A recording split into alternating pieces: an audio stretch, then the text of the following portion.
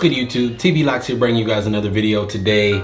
Yes, a lot of you guys have been asking for more fitness content, so here it is. All right, if you're interested in that video, stay tuned. As usual, if you've not done so already, please hit that like and subscribe button right now. If you have hit that like and subscribe button, definitely want to make sure you hit that notification bell to stay notified on all the posts the moment I post.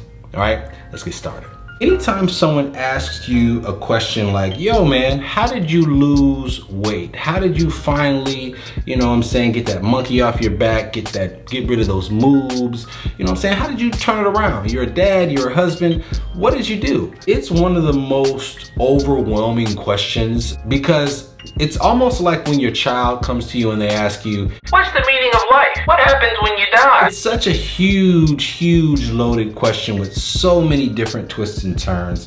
For the last 5 years, my wife and I have been working very hard to create a better life for our girls and really just stamp out our legacies. We've had kids, we've moved states, had promotions and jobs, started little businesses, we've done a lot. And oftentimes in the mix of trying to do all those things, you're not prioritizing your health. In periods of high stress, I was eating high octane crap. I was already working a sedentary job. And if you know anything about raising young children and trying to maintain a marriage, it can be a very stressful thing. All things that can contribute to your weight gain. I had tried things like strictly intermittent fasting. I had tried a 10-day fast. I was doing HIIT really aggressively at certain parts. I could never really sustain it. And I really couldn't figure out why. I got to the point where I started to question myself as to whether or not I would ever be able to get to a point where I had a six-pack or was able to maintain it. It started to feel like, okay, as a person moving into this phase of life, maybe this is just who we are. Maybe we're just people that have moves, people that are always stressed, and we put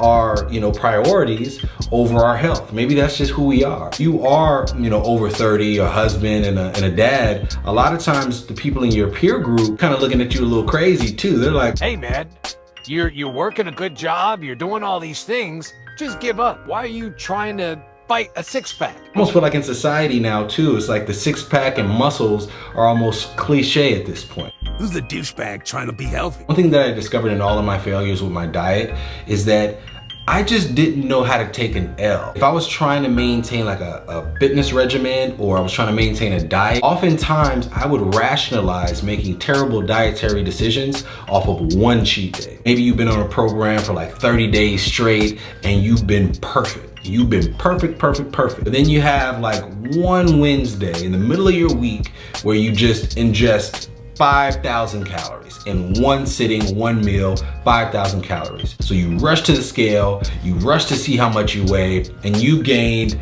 5-10 pounds of water weight, whatever it is, and you're just discouraged. What you tell yourself in that moment is, either I can jump right back on this horse, jump right back on my fitness regimen, or you can do what I did. I would rationalize continuing to make terrible decisions. I would tell myself, you know what? Since I went ahead and had that cheat meal on Wednesday, I might as well just finish out this week with cheat meal. I deserve it. I've taken 30 days. Why not? You get all the way to the weekend and then you tell yourself, I know I said I was only gonna go to the weekend for these cheat meals, but you know what? It's the weekend. It's rest time.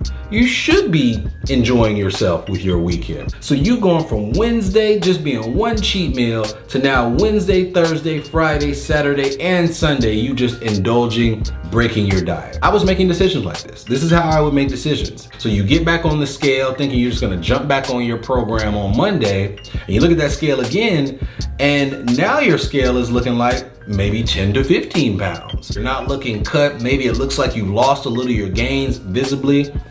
It just wasn't cool, bro. It was not cool. I was rationalizing my terrible decisions off of one L. And honestly, this is probably one of the biggest contributors to my failure over and over again. Just not having the proper mindset. In addition to that, I also wasn't lifting weights. So metabolically, hormonally, I was still sort of dealing with some internal things that weren't allowing me the best success as well. But the amazing thing is I was able to turn it around with these few steps. The very first thing that I did to sort of kickstart this brand new change was I ordered a tonal. No, this isn't an app or tonal, but the reason why the tonal is so important is because essentially it gave me a way to lift weights at home. Lifting weights is not only gonna help you with your strength, but it's also gonna help you with your metabolism, which I learned that That muscle building was going to be a key component to that metabolism. Why your metabolism is so important is because when you're ingesting those calories, the more muscle you have, the more that your muscles are going to utilize those calories as energy. Weightlifting was a huge part, and that's where the tonal came in. Second thing I did was started to adjust my diet. Before I go too much into diet, I do want to say again this disclaimer: I am not a professional. I've utilized a bit of intuition,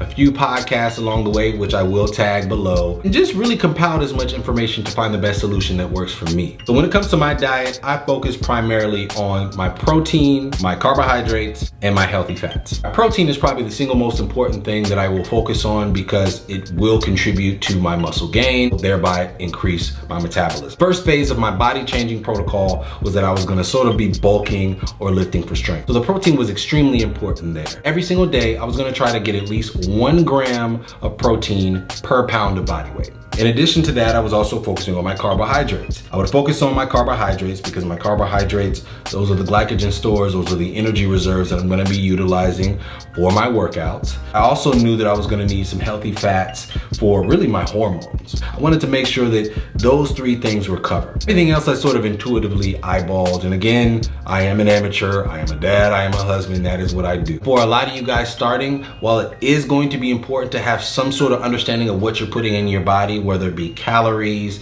or your macronutrients, the biggest line of demarcation for a lot of you guys between success and failure is just going to be consistency. Can you follow a diet that you stick to? One philosophy that I maintain throughout the entire process is intermittent fasting. I try to have my last meal at 8 o'clock and my first meal at 12. So for me, all of my workouts were gonna be fasted. The intuitive philosophy for me was, well, I am going to be lifting for bulking right now. I am lifting for strength, and I am gonna eat that way between the hours of 12 and 8. But with a fasted workout, maybe I'm gonna give my body a little bit more time to burn that fat. So I was trying to sort of serve 2 masters, building muscle and burning fat at the same time. That's just what I did. And that was phase 1. For phase 1 of my body changing, I just wanted to make sure that I was getting stronger. I listened to a really great podcast called The Mind Pump Show. The Mind Pump Show, they sort of give you really cool tips and tricks. They also got calculators if you want to know how many calories you should actually be taking in, how many macronutrients you should be taking in. I'll leave all that stuff if you guys want to be a little bit more technical. But for phase 1, it was all about building strength. As you build strength with progressive overload, usually is a reliable indication that you are also packing on that muscle, which is also that great precursor for your metabolism as well.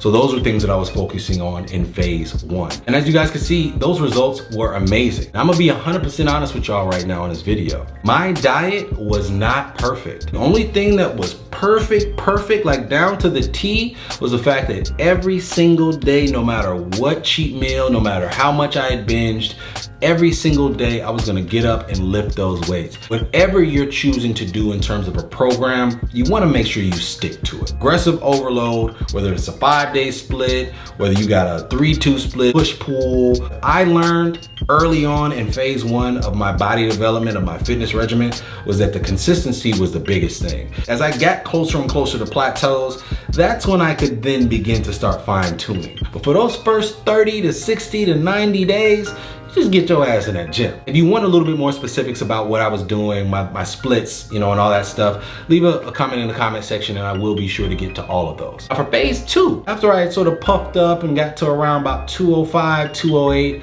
I was feeling really good, feeling really strong, started to max out the tonal machine, wanted to start chiseling down. I was incorporating things like jump rope, jumping jacks. There's another great YouTuber that I'm gonna also try to tag somewhere on this video. He specializes in at-home workouts, under 10 minutes, under 30 minutes, whatever you want that you can just do in the house. I was utilizing those to complement what I was doing in the weight room already. Lifting didn't change, but I was adding on a little bit of HIIT. Problem with HIIT, it can be pretty high impact. Those ankles, those knees, even with jumping jacks can feel a little icky after doing long sessions. So for phase 2, it was really important for me to find some sort of cardio that I could do within my house that was relatively cheap and didn't cost an arm and a leg. And I was really in the market for a piece of equipment that was gonna help me out and check all these boxes. To my surprise, man, God works in amazing ways.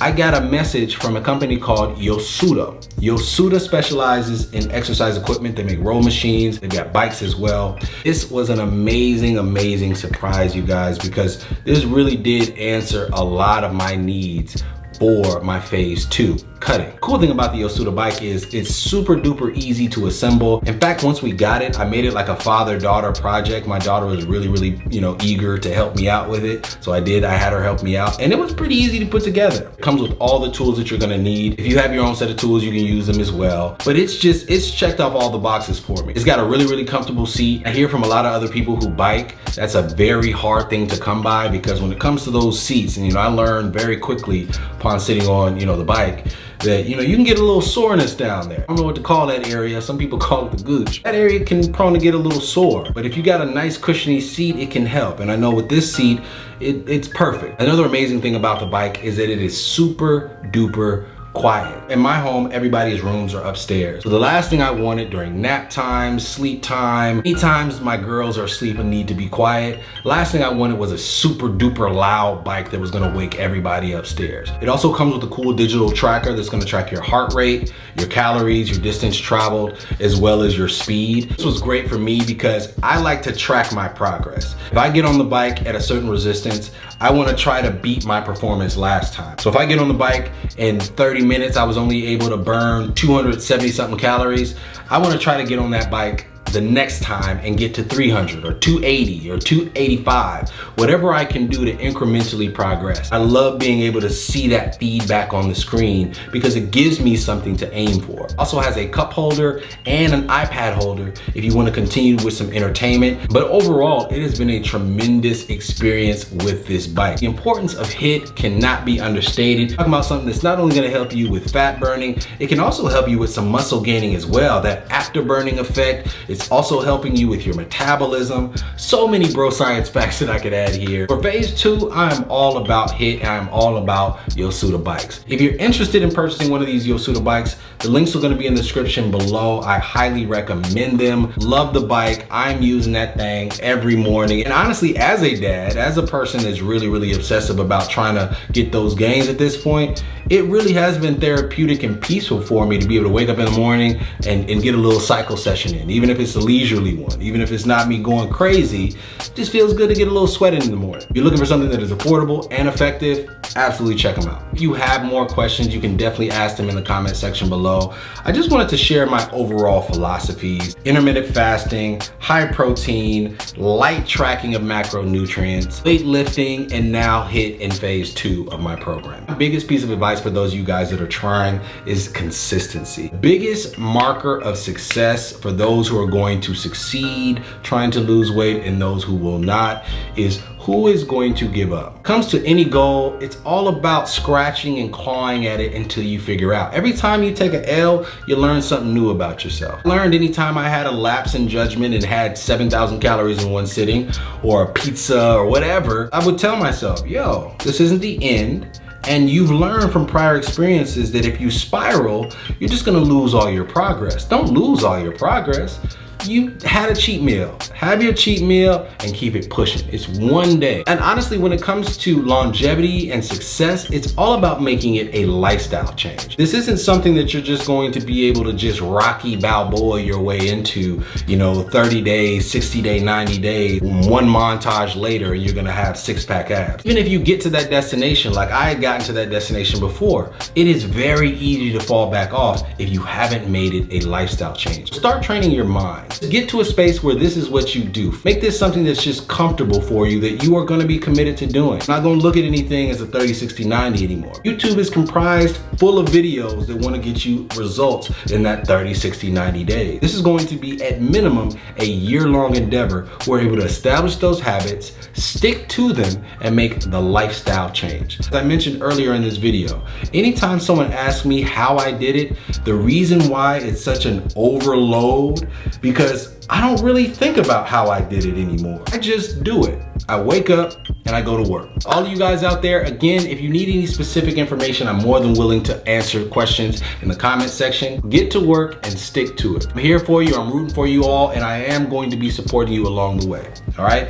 It's been TP Locks, signing out.